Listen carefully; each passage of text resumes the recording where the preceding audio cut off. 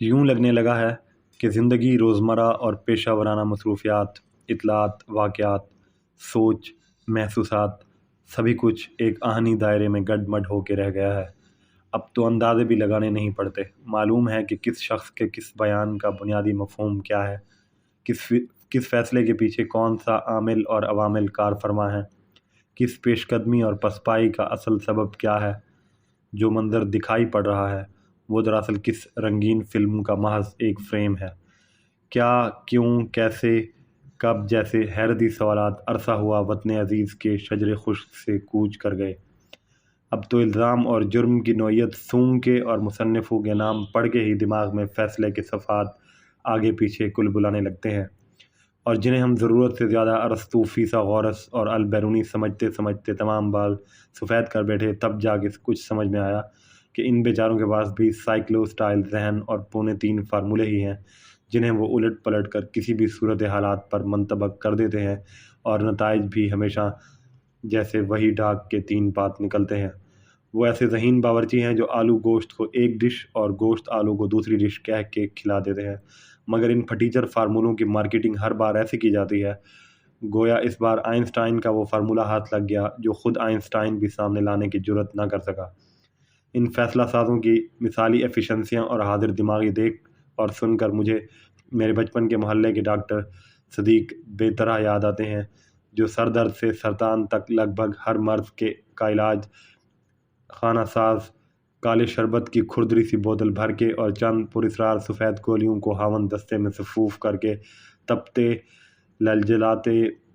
مریض کو پڑیاں تھما دیتے تھے۔ ڈاکٹر صاحب ان دواؤں کے صبح شام استعمال کی تفصیل جس کاغذ پر خط شکستہ میں گھسیٹتے تھے، اس کے ماتھے پر اللہ شافی، اللہ کافی لکھنا کبھی نہ بھولتے تھے، اور ہر طرح کا مریض ٹھیک بھی ہو جاتا تھا۔ جو دوا سے نہ ہوتا ہوگا وہ اللہ شافی کے زور پر چنگا ہو جاتا ہوگا۔ چنانچہ محلہ در محلہ شہرت پھیلتی چلی گئی کہ ڈاکٹر صدیق کے ہاتھ میں بہت شفا ہے، جو ایک بار دوا لے جاتا ہے دوبارہ نہیں آتا۔ اب آپ ڈاکٹر صدیق کی کرامت شفا یابی کو ذہن میں رکھتے ہوئے کمرہ عدالت کو چشمے تصور میں لائیں۔ منڈپ کے پیچھے آپ کو کچھ مجرب فیصلوں کی درجن بھر شیشیاں نظر آئیں گی۔ جیسا مریض پیش ہوا ویسے ہی شیشی اٹھائی اور کیپسولوں میں چورن بھر کے نسخہ پورا کر دیا۔ اس جادوئی چورن کے اجزائے ترکیبی کیا ہیں، کب اور کس نے تیار کیے، کس مریض کو کتنی مقدار میں دینا ہے تاکہ ری ایکشن نہ ہو، یہ وہ راز اور نزاکتیں ہیں جو اہل چورن کے سینوں میں ہی خاندانی مجربات کی طرح کم از کم ایک صدی سے پوشیدہ ہیں۔ روایت ہے کہ ان ہمہ اقسام چورنوں کا فارمولہ بھی دراصل کچھ انگریز طبیب اپنے بااعتماد ماتحت حکماں کے لیے چھوڑ گئے، بس وہی چل رہے ہیں اور ویسے ہی چل رہے ہیں۔ البتہ کیپسول کا رنگ بدل جاتا ہے تاکہ مریض اور اس کے لواحقین کو گمان ہو گویا اس بار نئی دوا باندھی جا رہی ہے۔ انہیں ڈاکٹر صدیق کی روح اسٹیبلشمنٹ کے جستے خاکی میں بھی ہمیشہ سے حلول ہے۔ بخار و رفتار، نبض اور دل کی دھک دھک اور سانس کا اتار چڑھاؤ جیسے بھی ہوں، وہی موا کالا شربت، وہی کم بخت مارا جمال گھوٹا، وہی پرہیز سگ بے فیض۔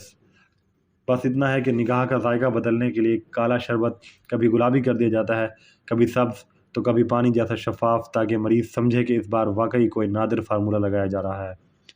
آپ بیانات اٹھا کے دیکھ لیں، تقاریر دھیان سے سن لیں، دعووں پر کان دھر لیں، حتیٰ کہ نعروں کی فہرست دیکھ لیں۔ نام اور نسل بدل جاتی ہے مگر ہر نامی و نسلی کے ہر بیان میں وہی کالا شربت گھلا ہوا پائیں گے۔ ہر تقریر کے ہر ہاون دستے میں وہی پسی ہوئی گولیاں، کبھی لال تو کبھی سفید، اور وہی عمر رسیدہ لخلخاتے نعرے جن میں بے وزنی کی مقدار تک جوں کی توں رہتی ہے، اور کبھی اخباری کاغذ میں تو کبھی چکنی ردی میں تو کبھی متروک فون ڈائریکٹریوں کے پیلے صفحات سے باندھی گئی وہی مطالباتی صفوف کی پڑیاں۔ المختصر، مرض جوں کا توں، شربت اور گولیاں بھی ویسی کی ویسی، اور مریض کی ایسی کی تیسی، سب تھوڑے بہت کرداروں کے فرق سے پہلے جیسا چل رہا ہے۔ اگر کسی کو اس اجمال کی مختصر ترین ریاستی تاریخ پڑھنا ہو تو سب سے بڑا علمی ماخذ بس ویگن اور رکشے کی پشت ہے۔ تیری یاد آئی تیرے جانے کے بعد، دنیا میں کون کسی کا، جس کا کوئی نہیں اس کا خدا ہے، تیرے جن کڈاں، نہ انجن کی خوبی نہ کمال ڈرائیور، چلی جا رہی ہے خدا کے سہارے، وغیرہ وغیرہ۔ جب تک تخلیقی ایج کو ہونا آہنی دائرے کے حصار میں ہے، ہوش و حواس برقرار و فعال رکھنے کا ایک ہی راستہ ہے: مقامی نیوز چینل سے پرہیز کریں، اخبار صرف اشتہار دیکھنے کے لیے پڑھیں، FM ریڈیو پر میوزک سنیں، شاعری کریں نہیں پڑھیں، نیٹ فلکس جیسے پلیٹ فارم پر جائیں اور جب موقع ملے ویرانہ تلاش کر کے زور زور سے ٹھنڈی گرم سانس لیں تاکہ خود کا نہ صحیح دل، دماغ اور سینے کا تو کچھ دیر کا بھلا ہو۔ کوئی اور راستہ ہو اس بے ہنگم کھلے پن کی گھٹن سے بچنے کا